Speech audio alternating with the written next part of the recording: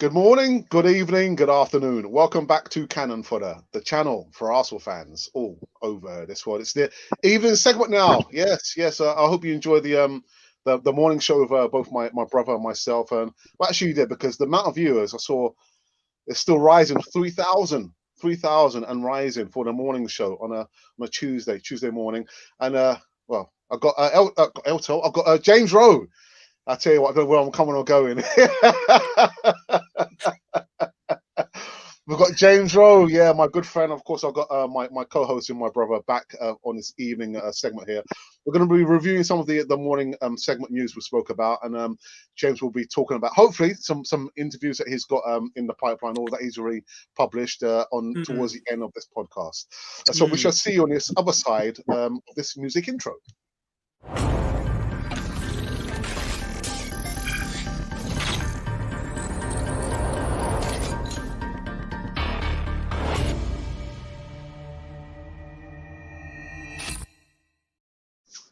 Yes, my friends. Welcome back to Cannon Fodder, the channel for Arsenal fans all over this world. Listen, like I said to Ralph in the morning, it's like we've had some people making donations supporting the channel, and 50% of those making donations are not even Arsenal supporters, James. They're Liverpool supporters, QPR supporters, the odd Aston Villa supporter. For a predominantly Arsenal channel, I mean, for me, that's absolutely wonderful, James. Wonderful. God, my Well, goodness. fantastic news. I mean, I said when we had the special show for, I believe it was I think it was 500 video, I think it was. And I remember I saying to you and your brother that for me, I've been on many Arsenal podcasts and I've been fortunate to be on Cannon Fodder for quite a while now. But I always say there's not many Arsenal podcasts that have such high standards that you and your brother have, and I'm just really pleased that a wider audience are getting to know those standards now, and they're getting to embrace those standards and enjoy them, and that's something I'm really enjoying. Yeah. Thank you. You're too kind, James. You're too kind. So the first bit of news we actually spoke about this morning, Ralph, was in regards to Lucas Torreira, and Arsenal are considering recalling Lucas Torreira from Atletico Madrid. It appears that he's going over there. He's not happy. I think he's had best part of 8 starts, and a few of them are coming off the bench. So Arsenal are reviewing his position, review to maybe trying to keep him. He doesn't want to come to Arsenal. He wants to stay out and play in Serie A. Beg your pardon. And there's some talk about maybe him trying to strike up a deal with Florentina. I've spoken to Ralph on quite a few occasions in regards to Lucas Torreira. I do feel sorry for him because I can identify the issue. He struggled with the language, English language, and the London life. And so many people were saying to me last season, why can't we get Torreira back? He doesn't want to stay in London. He struggled with the language. Yeah, James, your thoughts on Lucas Torreira, Well, this is the same Lucas Torreira when he scored the goal against Tottenham in December 2018, I believe, and we won 4-2. Everybody was waxing lyrical. Everyone was like, "Oh my God, this player's amazing. He's the future of Arsenal." And now it's Buendia. Buendia is the flavour of the month. Arsenal have got to sign Buendia at all costs. But if we sign Buendia, what happens to Smith Rowe? And this is one thing I'm really interested in is the loan management. The loan management of the club. They recalled Eddie Nketiah last year when he was at Leeds. And I didn't think that was a good decision. And Atletico are top in La Liga. They've got 2 games in hand. They look as if they're going to win the league this year. I can understand Lucas Torreira not wanting to return to the UK, and he's at a club that's made more progression in the last decade than what Arsenal have, and this is a club who were looked upon before the Simeone era as literally a bunch of losers. That's what even people that had no affiliation with Atletico Madrid, they knew that this is a club that doesn't win much. That it's always nearly men, but Simeone really changed that, and I think the best thing to do would be to keep him in Spain. as a player, you can't pick and choose where you go. And if you do think you can do that, then I think you're very naive. And it reminds me very much of players I've spoken to that have gone on loan, and especially the younger players I've spoken to through the years that have gone on loan. And they say about coming into a dressing room with experienced pros and, learning to win to get their win bonuses, because people are trying to pay their mortgages, and, it makes you very mature very quickly. But yeah, I think it's very strange to want to recall Torreira. Also very strange of him to want to advocate to leave. But when we've got what is now 33 players on the books, and we've got to get rid of players before we can buy, although not many people seem to understand that. But I think it's another example, guys, of the club not being run properly. A loan system, and I refer back to there was a famous quote from Arsene Wenger about the loaning of a player, and I think it sums up what a loan is and should be, especially for a young player. It's the last part of the journey to become a professional footballer and understand the responsibility of playing for a first team, working hard in a team environment, and realizing realizing what you have to do as a professional player and what's expected of you. And I just think that Arsenal, we appear to be loaning out players left, right, and centre. Like Kolasinac is also a loan. Is he going to be sold in the summer then? Is he going to be offered a contract extension in the summer? That also wouldn't surprise me, because we don't seem to know if we're coming and going. We appear as a fan base, particularly the younger generation.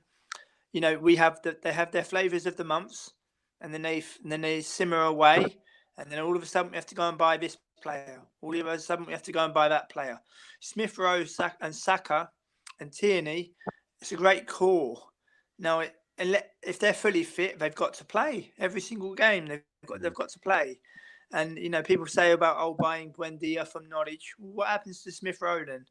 What does he get relegated to the bench again? Does he? And I just think that we've got to learn from our mistakes in this this January transfer window in particular, and we've got to literally sell players and look about player welfare as well as the young guns coming in. Ralph, I know you were on the show with me this morning. We didn't really get to talk about the players that you would like Arsenal to sell. Which players do you think Arsenal should flag up to be sold as soon as possible? Well, there's quite a few. There's Xhaka, although he may have had a good game on Saturday. There is, of course, the world famous number 10 as well, Mustafi, who decided not to take an extension on his contract. I think it's one of the best moves that he's done for our club. There's also like Chambers. I think Kolasinac actually is out. So going back to Torreira, it is a shame that we're losing out on him. I remember when I think we mainly got him purely because of the way that he played for the Uruguay team in the World Cup, and the way that he man-marked the top players. Definitely Ronaldo was like a hitman on Ronaldo, and I think we was very surprised at the way that he played and the way that he can nullify certain threats. So I feel that was the main basis why we went for him. And unfortunately, when these things don't work out, the way that James eloquently puts it about the holistic way for a player, whether he's a young player in the club or a journeyman, as it were, going from club to club, I feel that this day and age, we are more able to gain more insight and information about a player, because obviously with social media and everything else, they tend to have maybe less of a private life as there would have been maybe 15, 20 years ago. So we are invested in the way that these players are. And when they're very young, you see them at the academy. But then if you're not really focused on them as such, because the big draw is always about the main team. It's always about the Premiership until these youngsters break through. And then when they break through, unless you're privileged enough to have a child going into that club, your club, and seeing them break through, then of course it's a matter of honour and pride, and to give them the freedom that they like playing for that club because the club is invested in them. But then when things doesn't work out, we don't really see that side. We may hear about it. In some cases, it may turn to be a rather sad story in some cases when it doesn't work out and the players end up, if they're not really supported properly, then they do jobs. They come down to earth in the real sense. And if there's no training or preparation for them to hit that, then it can be a very severe bump. So it is challenging when you have players coming from abroad. Coming in, there's always a stereotypical notion that a player who plays in Spain or France is not really adverse to the pace of the game in this country, and vice versa. So we've become a bit more invested in our players, especially when they're young. And I feel that when it doesn't work out, we do wish them the best wherever they go. The only thing that has become more challenging is the fact that if they don't turn up for us, and they go to our rivals and they turn up for our rivals, and that's when the disinterest and dislike comes in.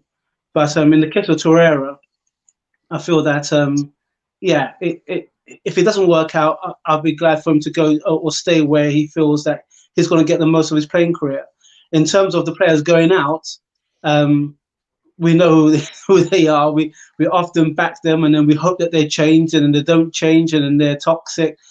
Willian, for example, and Luis, who we mentioned today, if they are part of that history of getting managers out, then as we mentioned earlier today, why didn't the scouts or the board do their due diligence? It's an investment. You're looking out for the players' welfare, but also the fans. The fans invest a lot of time and money in the club. And when they see things are not going right, quite obviously, it is us who tend to... Sorry, I just seem to have a call come through. Quite often, we tend to think, well, we can see what's going on here. How comes you can't? And you're in a position to see people on a daily basis, what's going on. So it's both sides of the coin. It's the good and the bad. And I feel that as an Arsenal fan, I think we've experienced too much of the bad and we've allowed to fester. So as I mentioned before, it's good to clear the house, get rid of... I know you say you don't like using the term dead wood because it means that it's got a rather negative connotation. But I think it fits if that person, if that player is negative and has decided to try and drag the club down rather than be quiet and move on. I'll tell you what, doing the transfer news this time round, James, I've been very careful not to jump on the bandwagon of all these players that are flavour of the month. I know Hossam Awar was a flavour of the month transfer window last. Thomas Partey was, Dominic Szoboszlai, and even now Julian Brandt. I've never heard these players.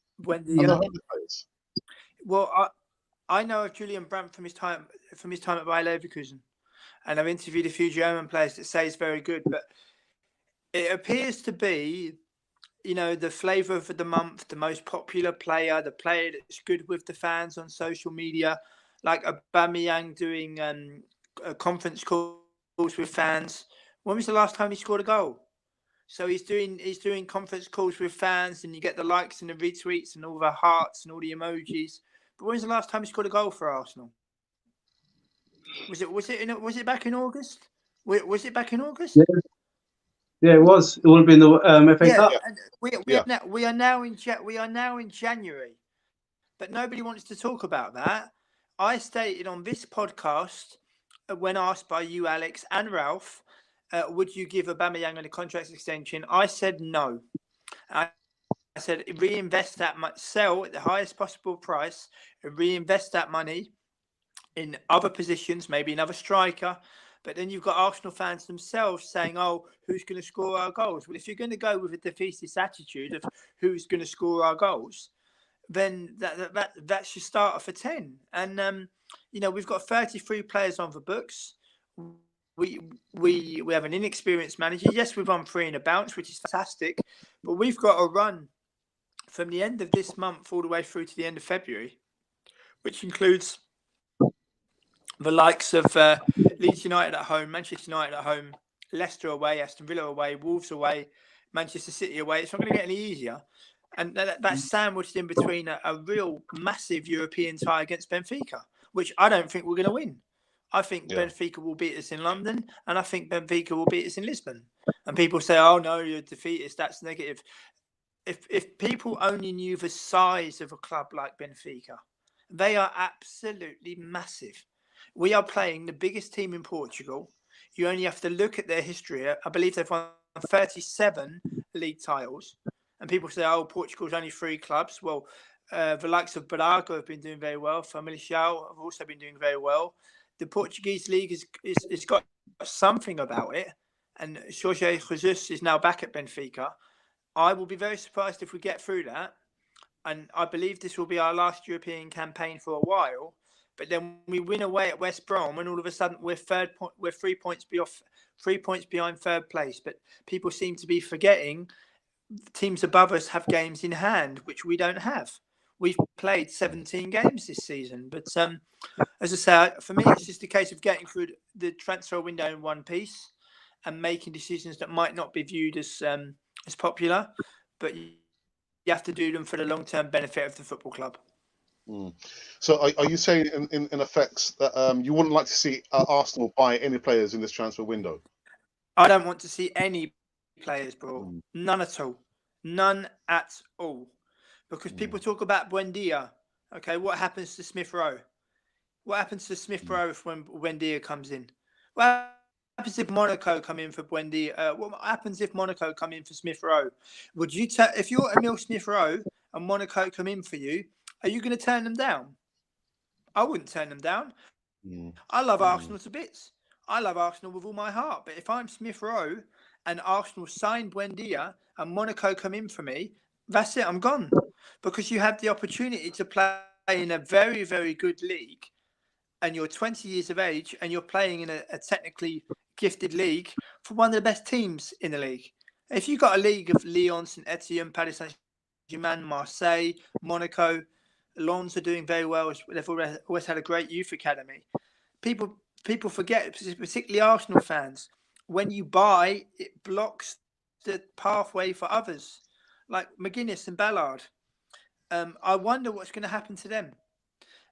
Liverpool were linked with the Dutch defender Sven Botman. If Liverpool buy him, I take my hat off to them, because they've acted really quickly to get a fantastic centre-half. So the same with Ruben Diaz at Manchester City.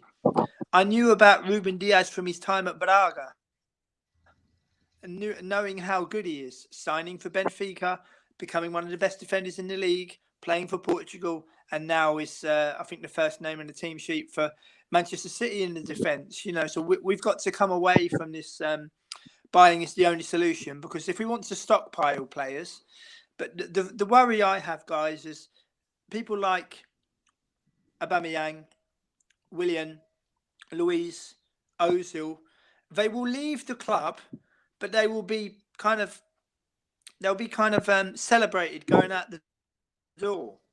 There won't be there won't be any grimaces of you could have done more. They'll be complimented to high heaven, and that'll suit them, because that way they've got away with it yet again, where they haven't done their best, but yet some fans can't see the wood from the trees and only appear to look at the lane. I mean, I can't believe for the life of me Arsenal have paid Aubameyang they pay him £400,000 a week. We are in January 2021 and he hasn't scored since August. The mind boggles. We're talking about our best striker here. But yeah, no, it's okay. It's Aubameyang. It's all right. AC Milan were not silly. Dortmund were not silly. If you are sent away from AC Milan, and AC Milan sent Aubameyang away due to attitude problems. AC Milan are not stupid. It may appear to be a harsh decision that they took, but they certainly didn't miss him, did they? And obviously there were rumours of his attitude at St Etienne and also at Dortmund, and it's starting to come to fruition here. And this is what I mean about character. But still, Aubameyang is still world class apparently. But I've never once described him as world class. Well, if I can interject, because James, you pull up quite a few really good points. Primarily, obviously, the fact that with the exit of potentially exit of Ozil and Xhaka and Aubameyang, Luiz. I'm not sure about Willian, because Willian has signed like a 3-year deal. I'm not sure if we're going to get anything out of that as such. Do you feel that the reason why a lot of fans tend to maybe applaud those players or wanting new signings is purely because that the fact that we've been in a situation where we've craved for so much success without clearing the foundations, as it were, that the fans tend to think, well, you know what, maybe the best thing to do is to get somebody already who's a great player, and we can, we've got money coming out of our ears, so to speak, which is not potentially correct, because we just want that space filled rather than having to look at the young potentials, the ones who come up to the academy. Well, I fully believe so, but I find it strange how people are championing Saka and Smith Rowe, quite rightly. But look at Leicester. If Arsenal would have signed Timothy Castagne, people would have turned their noses up. I've known of Timothy Castagne since his time at Genk. I've spoken to players that have played with him and said, even when he was at Atalanta, a fantastic player. Yuri Tielemans, they signed him from Monaco. I remember speaking to Philip Sando, who signed for Manchester City, and he said that he came up against Yuri Tielemans in a youth tournament. And he said he was 17, 18 years of age, and you knew how good he was. Dennis Praat at Anderlecht. He's an excellent player. These are players that Leicester have in their squad that are very, very good footballers. James Maddison as well. But if Arsenal would have signed these players that Leicester signed, it would have been, oh no, they're not good enough to play for Arsenal. Mark Albrighton is a Premier League winner, providing yet another assist last Sunday in the away match against Newcastle. But Mark Albrighton, as many Arsenal fans have told me, is not good enough to play for Arsenal. Mark Albrighton is already better than Pepe, is already better than Saka, and Mark Albrighton is a Premier League winner. And I'm not sure about Saka, because obviously we hold out hope of winning the league. But Pepe's not going to win the Premier League, is he? Aubameyang's not going to win the Premier League, is he? And Lacazette's not going to win the Premier League. But yet Mark Albrighton, who people love to say, oh, he's not good enough. He's good enough at European level. He's good enough at Premier League level, and he's proved it. But we seem to have a fan base, particularly the younger generation, where it's all about the name. It's all about the clout. It's all about the retweet. It's got nothing to do with character, nothing to do with previous, and nothing to do with hard work. Well, in the great words of the great Bob Shankly, no football club has ever been successful without hard work. And at the minute, I just feel that Arsenal, yes, we're on a good run, which is good, but we've got to be cautious. But there is still a long way to go. But then, James, why would Arsenal even entertain, signing the likes of Willian, who's on the wrong side of 30, David Luiz, who's on the wrong side of 30, and these two players, who allegedly were at the core of getting rid of Conte and Sarri? Why would Arsenal not have the nous and the business acumen to at least lock in the youth setup, rather than buying these ex-Chelsea players who I've heard that they're trying to wind things up behind the scenes? Why would Arsenal entertain those players there? Why? Well, convenience and jobs for the boys at board level. If you've got Edu and Willian sharing the same agent, and where there's percentage cuts, there's different contributions going to different agents. We have a situation where our players are running the show at the minute. George Graham would have never done this. Arsene Wenger would have never done this, especially in the early days. But in the words of Terry, we need a proactive, hands-on owner who's involved in the day-to-day running of the club, where if they come and say to him, we need another defender, that he has the courage to turn around and say, we've already got 11 defenders. What do you need a 12 for? Oh, we need another striker. We've already got 5. What do you need a 6 for? Our loan policy is not working. Loan policy is not working. You're not giving them time to flourish. And I worry in the case of Ballard and McGuinness, I worry that they'll never debut for Arsenal, but they'll end up playing Premier League football, maybe for even a Manchester United or maybe even a Manchester City or a Liverpool. And then Arsenal fans will once again say, like with what happened at Serge Gnabry, they will automatically say, oh, we made a huge mistake. Yes, we did make a huge mistake. To loan Serge Gnabry to West Bromwich Albion, that's not in the best interest of the player, is it? And then the player goes to Werder Bremen, does amazing things for Werder Bremen, and signs for Bayern Munich. You know, we've got to be more stringent with our loan policy, where you look at the welfare of the player. I mean, I think that Ballard, I think he's Championship level already at the very least. Mark McGuinness at Ipswich, I think, is a very good fit. But going forward with our younger players, like Emile Smith-Rowe at Huddersfield last season, I interviewed Danny Cowley when he was Lincoln manager. Danny Cowley, I can't believe he's out of work, but hopefully he'll get an offer sooner rather than later. I'm sure the loan period with Danny Cowley did Emile Smith-Rowe the world of good, and we've got to be more selective with our loan, with where our loanees actually go, in my opinion. The next segment we spoke about this morning, James, was in regards to the manager, Mikel Arteta, and French players. And I was asked a question yesterday in the morning show. It appears that Arteta has problems with the French players. I thought, really? It must be a coincidence. And people were writing, Matteo Guendouzi, who's Ralph's best mate, Nicolas Pepe, and William Saliba, who's about to go out on loan to Nice. Ralph, remind me, what are your thoughts in regards to is there a problem between our manager and the French players, Ralph? Well, I said this morning that there's a saying that goes along the lines,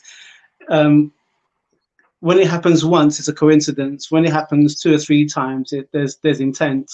So I would imagine that Arteta again, it's all assumption until Arteta decides to watch this show and give us his true motives. Arteta obviously has to communicate as effectively as he can as a manager across the board. And I don't think there's anything lost in translation. I feel that he's still trying to eke out his best 11, and maybe it may rub people the wrong way. There may be some attitudes pretty much, I say maybe enhanced by David Luiz and Willian. Because if you've got a wolf in the chicken coop, it's only going to go one way. You know what I mean? So everyone's scrambling around and pointing fingers. Nobody's standing up and saying, well, actually, this is the situation. They're trying to contain it, but we can see there's a vibe going on there. So Arteta's trying to contain that, trying to make it as amenable as possible. And it's never easy trying to massage egos or trying to get the best out of a collective. So I don't think he's been in any kind of way insulting. He's just trying to literally he's got his 11, but there's the problem ones that he needs to ease out. So that's my conclusion. But I mean, again, it's speculative. James, your thoughts? Do you think Arteta has a problem per se with the French players? Nicolas Pepe, who's he hasn't played the last few games. Saliba has actually gone through his medical in Nice, and do you think there's a problem with? I don't know. I'm not sure, in all honesty, but for the people tonight tweeting out, "Oh, buy this one, buy that one. He's world class. He's amazing. My G, my player." spare a thought for William Saliba. Spare a thought for him tonight. His central defensive partner, Fofana, signed from St Etienne, the same as Saliba for a Premier League team. He's playing almost every game and doesn't look out of place. Saliba does exactly the same thing. And within 6 months, he's loaned out back to France to play for a good side in Nice. So before anybody tweets about, being in the know, about a transfer coming to fruition, think about a player who signed for Arsenal and was probably overjoyed to sign for Arsenal, and he hasn't kicked a ball. But then again, our fan base, especially the younger generation, Alex and Ralph, they never learn. They will say, "Oh, Buendia is the man," but Saliba hasn't kicked a ball. But yet, £20 million was spent. We're talking about real money in the middle of a pandemic.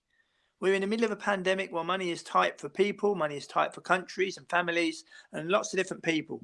The fact remains there was £20 million spent on Saliba, and we've seen nothing back. And they say that he's one of the best prospects in France. He was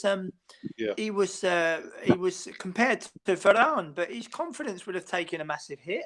But he's damned if he does, and he's damned if he doesn't. Because if he plays well for Nice, people will say, "Oh, it's just a French league. Oh, it's not very good." And people will say, "Oh, we should have." But if he does play well, they'll say, "Oh, we should have called him back." But this is what I mean. You never hear me saying, "Buy this one, buy that one," because I interview almost professional players and managers every day of my life at all different levels of world football. And I've spoken to players and managers where a transfer has broken their career and literally made their career. And it's not as simple as what everybody makes it out to be. There is no pot of gold at the end of every transfer, and not every footballer is rich. And, transfers, timing is of massive importance. I spoke to Stephanie Molina, who's an agent, a couple of months ago, and she was telling me about clubs receiving spam in the hope that one club will bite and that they can land a hook. This is impersonalized emails and impersonalized WhatsApp chat about having the latest player. And you have to, in terms of transfers, timing is vitally important. I mean, Torreira signed for Arsenal, got off to a great start. Our manager was then fired, and then his career kind of starts to curtail. So I say to people tonight, when Saliba goes through, we may never see him again. But yet people still clamouring for the latest names. Until we come away from this, buying is the only solution. Until we come away from this, it's all about the retweets, all about the likes, all about the in the know. I have almost 5 years experience in the world of interviewing professional players and managers, and half of the information I've withheld because I've got more integrity not to put out on a tweet that I know where a player is going. I've got more integrity not to explain how much wages a player is signing or how much wages a player is earning, because I've got more integrity. You're dealing with not just football players, you're also dealing with human beings. And I think a lot of the time when people tweet out that buying is the only policy, I think they really do forget that. James, do you think that again, just going back to, because we mentioned this earlier, it's pretty much the fact that fans tend to think, well, you know what, we've got to buy. I think the pressure will the youngsters, when they start proving their worth, I think this is where we are at this moment in time, because we've got the youngsters coming in. When they start being as exciting as they were on Saturday consistently, and we go up further up the table, then maybe that mindset might change from the fans who are always thinking about best buy, because the history is soaked with lots of young players who did manage to get into the first team and then become the legends that they are. But there was no real academy. It's pretty much that, this guy was scouted, he's in the team, and then before you know it, he starts playing well. Now we've got these academies. The academies are trying to get the best at these players. But as you mentioned, and as you alluded earlier, if the clubs don't invest fully or don't want to take a chance because it's a bit of a risk, then that's when those young players go to other teams, and then they become the players that they should have been for us. So I think it's pretty much a kind of we waited for a while, nothing's happened, but now these youngsters are coming in. The more youngsters that come in, the more they take senior positions in the team and become successful. Then maybe that might turn the mindset of the fans. Yeah, and not sacking your manager also helps. Also helps. Correct me if I'm wrong, but it's Unai Emery that gave Smith Rowe his debut. It was Unai Emery that gave Saka his debut. Correct me if I'm wrong. How much further on would they be if Unai Emery was still in charge? That's what I find myself thinking. How much further on would these players be if Unai Emery was still in charge? Because Unai Emery was the first one to say to those two players in particular, Saka and Smith Rowe, that he believes in them.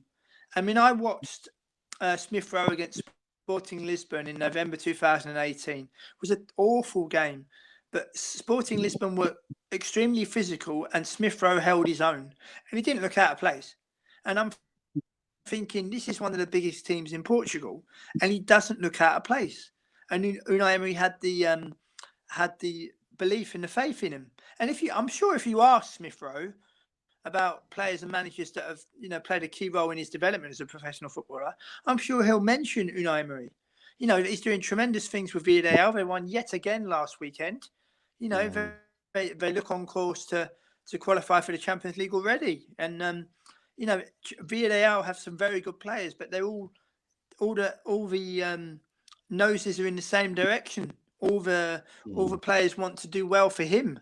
And, when you sack a manager and a new manager comes in and doesn't fancy a particular player, people say about Smith Rowe and Saka, but I think Unai Emery has to be applauded because he's the one that gave these players their professional debuts, and he's the one that showed belief in them. And I don't hear enough people saying that.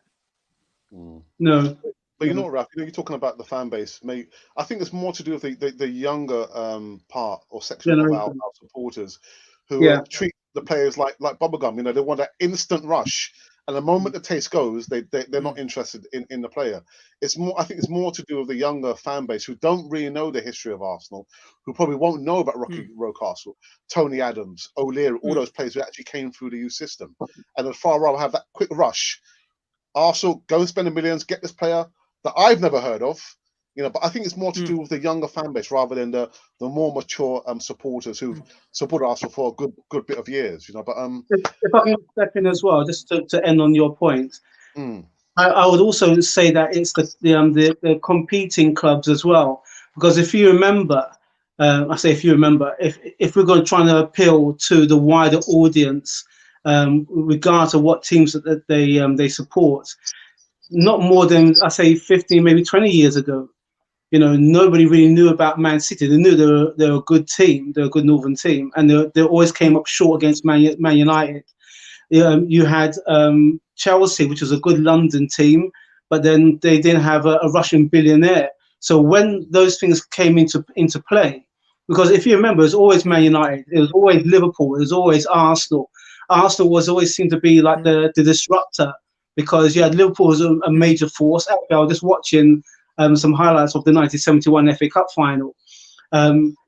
It's amazing how people tend to think that this club, this Liverpool club, there's none other finer than Liverpool. And then you had Man United coming in, resurge after the late 60s. With I remember Georgie Best. I used to watch Georgie Best on BBC One. He used to have a training program. And I used to watch that because he was one of the best in his field, and yet this guy he was 17 when he joined Man United. You know what I mean? So that's faith into youngsters as well.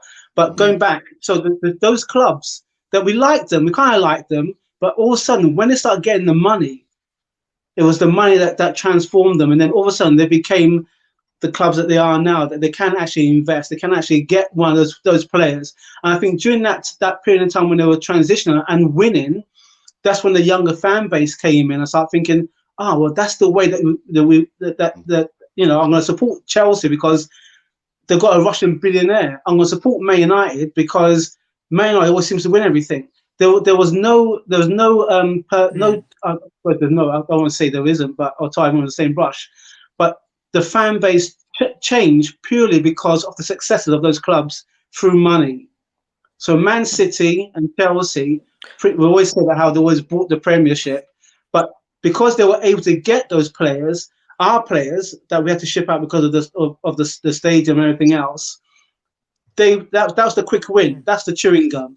There's no other fans that I feel that actually stay with the club long enough because they invested so much time and patience in there. I think as well, Ralph, you make some very good points, but I think those fans that made those decisions, it says more about the individuals than it says more about the individuals themselves. I remember being at a university campus here in the Netherlands, and I had to deliver a package, and I saw a guy dressed in a Leicester shirt. So I asked him in Dutch. I said, "Excuse me, are you a Leicester fan?" And he said, "I'm sorry, I don't speak Dutch." I said in English, I said, "Are you a Leicester fan?" He said, "What do you mean?" I said, "Your football shirt, you're wearing a Leicester City football shirt. Are you a Leicester fan?" "No, I just like the shirt. It looks nice." And I thought, okay. But that, again, is a sign of the times. I was moving home, and I used to live in the city centre of Amsterdam. I don't anymore. But I was moving home from the southeast of the city. I now live opposite the stadium, which is a bit of luck. And it was just after Tottenham had beaten that Ajax in the Champions League semi-final. And I kid you both not, in the space of a weekend, I must have seen about 5 Tottenham shirts and Tottenham jogging bottoms. And I thought to myself, what's going on here? I'm not in North London. I live in Amsterdam. All of a sudden. But the fashion element as well. The fashion element. I remember going to the Europa League final between Atletico Madrid and Marseille in Lyon in May 2018, and I was in the neutral part of the stadium, surrounded by both sets of fans. And the Marseille fans in particular, if you was wearing anything of Marseille or l'OM, and you didn't know anything about them, they would literally look at you and say, "What is going on?" Because if you're wearing a crest, I mean, I'm a bit of a geek. I will research my my crests until the cows come home. But you're wearing an emblem on your chest, which represents the football club. And if you have no idea what it means, like Leicester, for example, was originally Leicester Foss. Originally, Real Madrid were at one time the team of the Madrid City Council a long time ago. If you look at the badge of Marseille, you've got a slogan that says "Straight to goal." And I think to myself, people wearing these shirts, there's a story behind the emblem, and if you really don't know what it's all about, you shouldn't really be wearing it. But I think the fashion element is kind of taken over now. Where it looks nice, I think I'll buy it.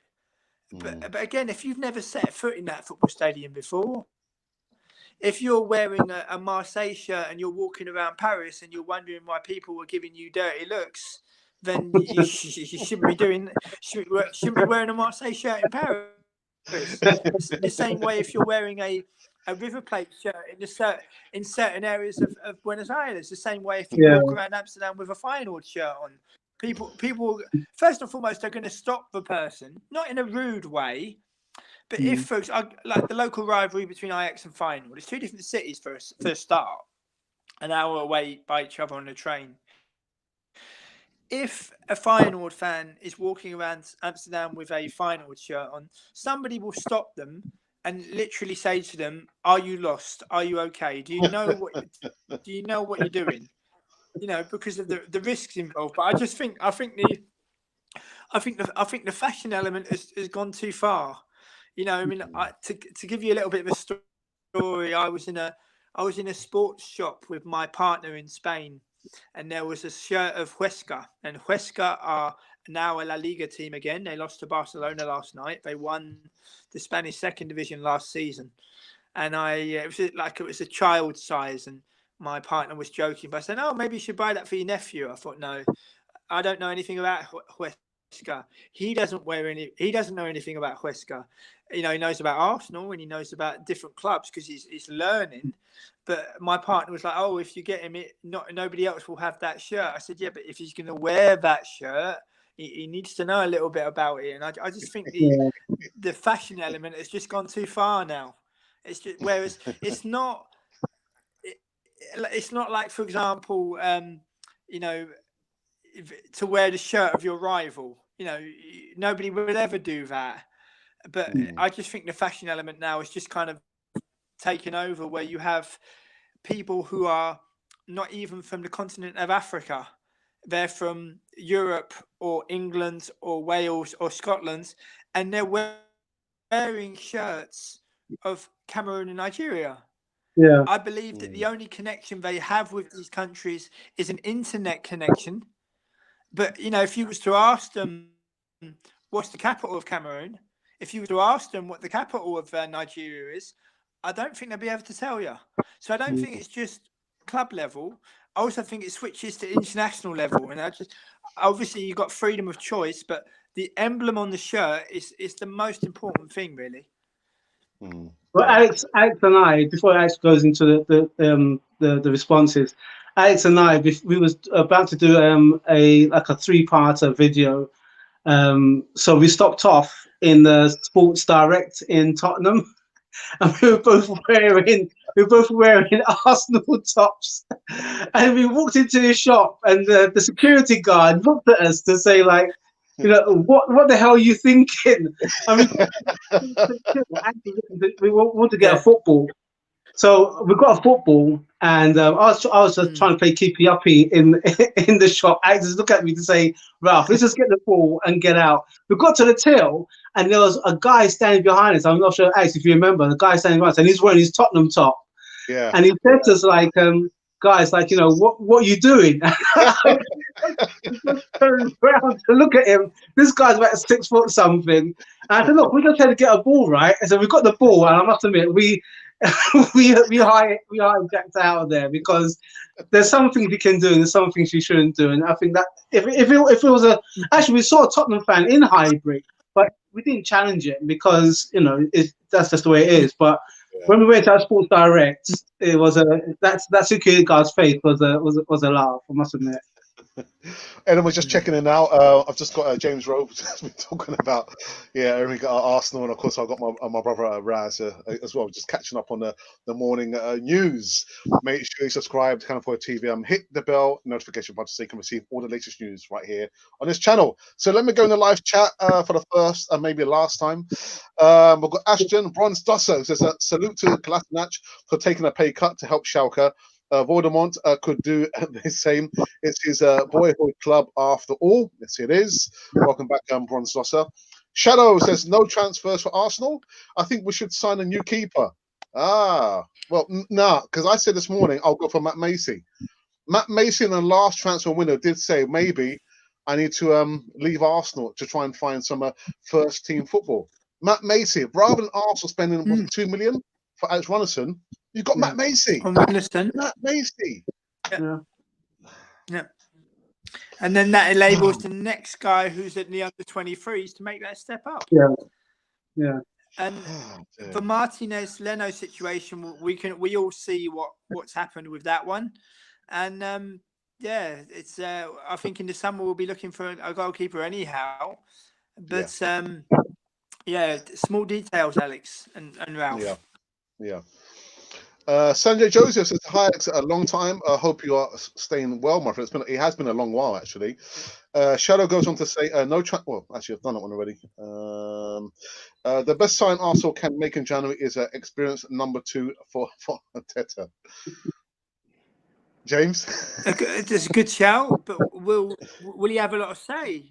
Will he have a lot of say? We've got Stauvenberg and Steve Rounds, both. One has managed a football club, one hasn't.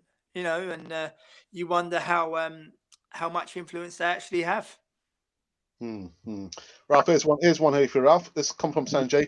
Who will be out when Gabriel returns, or should we continue with Mari and Holding? I don't see why not. We can't continue with Mari and Holding. Holding's been it's been consistent. Mari as well. It hasn't been that bad really. So I don't see why not. Keep it going. Okay, James, here's one for you. Christian says, James, stop. Auba has been one of the positive things in Arsenal for the last 2 straight seasons.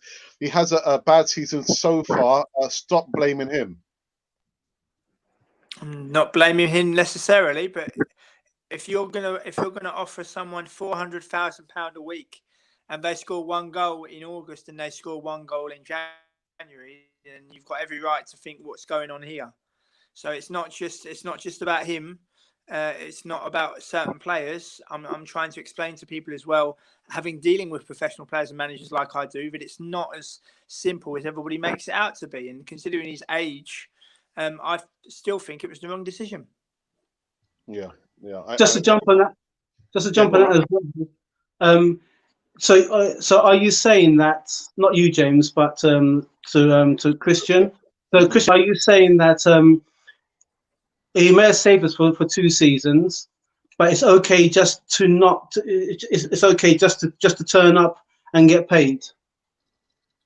Why not continue for a 3rd season? Why not continue for a 4th season? When you look at the likes of Wrighty, Thierry Henry, it wasn't so much about what they were paid, because that was never really an issue. It was what they did on the pitch, and there were times when they literally did have to grab the game by the scruff of the neck, or they did some amazing pass or shot that they did to make sure that the team did win. So as great as Aubameyang is, money should not be a kind of stopgap to pull up to stop continue becoming the better player that you can be. If he's a captain as well, so if you've got youngsters coming in and looking at a fine example, okay, so 2 seasons great, but I'm allowed to have an off season when I choose, because I just signed a new contract. So if that's what you're saying, then that's not the way that Arsenal has been in its history. Ashley says, hey up, power to the Gooners. Christian comes back and says, what about the name? What about Saliba? He was a young talent. Arsenal are about to destroy. Same with Pepe. They have not been given a chance. How many matches has Pepe started? I'm not going to come back on that one. Cyril, good evening. Says the babyface duel, aka Julian Brandt, 27 goals in 48 games, a game breaker. I'll be the happiest guy if Arsenal takes him. Well grounded and solid, James. But again, I've never heard of these players. I'm not about to jump on the bandwagon and say, Arsenal needs to support these and buy these players, because we've got players coming through the under 23s that we should be looking at. So I'm not going to jump on a bandwagon and say, yeah, Julian Brandt, he's the best thing since sliced bread. James. Well, it was Owa and it's now Buendia. My question to Cyril is, if we sign Brand, what happens to Emile Smith-Rowe? That's my question to Cyril. If we sign Brand, what happens to Emile Smith-Rowe? Do they play together? Levan J says, do you think Saliba will ever get a chance in Arsenal first team next season? Personally, I don't think so. I don't think so. Yeah. No. I think that Nice will be a loan with an option to buy, and if we go spending even more money again, then it just proves that we haven't learned our lesson. It just proves that we haven't learned our lesson, because I feel for Saliba. He's watching his mate and his former teammate playing in Premier League football for Leicester, and he himself has signed for Arsenal and is subsequently loaned back to France. I'm sure part of Saliba is thinking, why didn't I sign for Leicester? Yeah. Manav, good evening. Says, hi, champ. Thank you for that. You are the best. I think he's talking about the panelist. And Alex is also the best. Thank you for that. I paid you to say that, didn't I? The check is in the post. That's aimed at James and you, Alex. Christian says I'll send the money over later, yeah. It was also brought before the pandemic. Okay. Hello, I'm a Chelsea fan. Okay, welcome, a football sensation. And like I've said, even though Cannon Fodder is a predominantly Arsenal channel, we welcome other supporters in the live chat as long as you keep it civil and don't use vulgar language. Because if you do, my two moderators, Ashley D and Monty, will block you. We're not going to have that content in the live chat. But thank you, welcome, Arsenal sensation for that. I saw Saliba play for the under-23s, and he was disappointing. He made lots of mistakes and never net settled. Also, he was mentally down with his family problems. I think he could have a good future. But listen, you've got to remember he's never played in the Premier League before. All players will make mistakes and errors, and I'd rather him make mistakes in the under-23s and learn his trade. But I'm really sad to see that he's gone out on loan to Nice. We waited a season and a bit for him to come to Arsenal, and we're not even played him in the senior squad. It's very, very strange, very disheartening. And if I can just elaborate as well, I've spoken to a lot of young players that have transferred to foreign clubs, and for the majority of players, it's the first time in their lives that they live independently, that they live away from their parents, that they live away from family. And in many cases, the club is your family or becomes your family. And in the case of Saliba, we've not looked after him properly. Yes, he has had family problems, which I think have been documented by some, but I think we've let him down, because I go back to my original point. His former teammate only of last season, they reached the domestic cup final together, where they only just lost 1-0 to Paris Saint-Germain. He's seeing Fofana go on to continue to do well at Leicester. And he signs for Arsenal, plays under 23 games, and is subsequently loaned to Nice. Nice, I wouldn't be surprised if he doesn't want to return to Arsenal. Yeah, I can see that happening. I do feel so bad for him, actually. Football Sensation comes back and says, Chelsea fan here, but you beat us 3-1 fair and square. Yes, we did. Thank you for that. Thank you. Thank you. James is right. It's certainly food for thought, especially in the relation with William Saliba. I think he hasn't been treated fairly or supported. That this would have ever happened under Arsene Wenger. So it's a fair point. It's a fair point, but there are still people advocating to go out and buy. So if we buy Buendia or we buy Julian Brandt, it's the same thing going to happen again then? It's the same thing going to happen again? And people like Slabosay, like Julian Brandt, like Ouar, before they came on the scene, nobody had heard of them. Nobody. Yeah. It's all about the flavour of the month. It's like, as you say, it's like bubble gum. The taste runs out, so let's get another one. It's like that. It's like the old Hubba Bubba. Yeah, it's got a risk that when it blows up, it literally just go over your face, though. So. Yeah, it gets showing my age there with the old Hubba Bubba. Don't worry, James. You're in good company, mate. Well, speak for yourself. Yeah, that's all right. Yeah. Strawberry was my favourite one. In terms of youth development, Van Persie, Song, Ramsey, Wiltshire, a combined total of £5.5 million. Yeah. Times have changed, but one of them players, two of them players in particular, Ramsey and Van Persie, they're technically, two of the best ever players to play for Arsenal, especially the technical ability of Van Persie. And, Van Persie's the opinion of Ivan Gazidis, I'll tell you about that another day. But my goodness, honestly, beggars belief. Sunny Unfiltered, good evening, says if Arsenal were given proper money, the price of the pound would probably drop, knowing our luck. Oh dear. James sounds like an old man saying, when I was young, football was better. But it's the truth. It's truth. I mean, it's true. If I could just elaborate on that, is that Christian? Yeah. Again. Christian? Hi, Christian. First and foremost, Christian, Happy New Year. Best wishes for 2021. I'm not actually that old. I'm in my mid-30s, mid to late 30s. But I'm also in a privileged position, Christian, where I interview professional players and managers.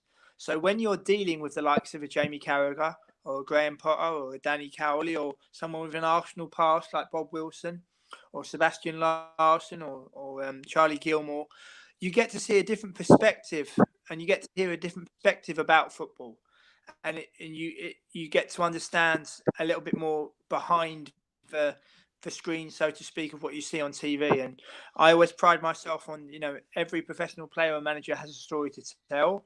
And it's about the small little facts and nuances that make my work hopefully stand out. So, yeah, I do enjoy looking back because of the 1990-91 Arsenal side with the likes of David Rocky Rocastle and Paul Merson and Alan Smith and Kevin Campbell and Tony Adams. That's one of the greatest Arsenal sides I've ever seen. That season was almost invincible. They'd only lost one game away to Chelsea when you had 21 other teams in the league. And it just goes to show the differences. So it's not as if I just think the commercialism has gone a little bit too far and people need to think about player welfare in particular. Yeah. Alistair comes back with a comment in regards to the jerseys. Jerseys are internationally sold. Almost nobody knows the crest or even the squad players from 6 years ago. Bubblegum, isn't it? Bubblegum. I think he's right, but like any message you're trying to convey, whatever it is, whether it's religion, whether it's a football team, whether it's raising awareness for a certain subject, if you're wearing it on your chest and you're wearing it in and around life, in and around city streets around the world, you've kind of got to know a little bit about it before you do it. But maybe that's just my opinion. Yeah. Ola Donkey says kids like sportswear, James. Well, yeah. Yes, probably. Yeah, probably. Well, it shows how much I know, doesn't it? Shows how much I know, yeah. Maybe I'm just very old-fashioned. Is Julian Brandt coming? I don't know. I hope not. I hope not. Think so. And why would he? Why would he leave? Why would he leave Bayer Leverkusen? They got a better chance of winning the Europa League than what we have. They got a better manager than what we have. They got a better chance of winning a trophy than what we have, and they've got a very good team. Why would he leave? I don't understand why he would leave, but that's just my personal opinion. Yeah, I don't think he's coming. Do you guys think Julian Draxler, another Julian, has passed it and bring back a Torreira? I don't want anyone coming to Arsenal. No, just we need to get players off the books before we do anything. Yeah. I think we was linked with him about 2 years ago, but then as often the case, Paris Saint-Germain. Yeah. So it's Schalke days as well. James, there's another one from you. Cyril, hi James. Brandt plays in two positions where Pepe plays. The other is Emma Smith Rowe, preferably Pepe's place as he played for Germany in that position. Not Emma Smith Rowe, a replica of De Bruyne.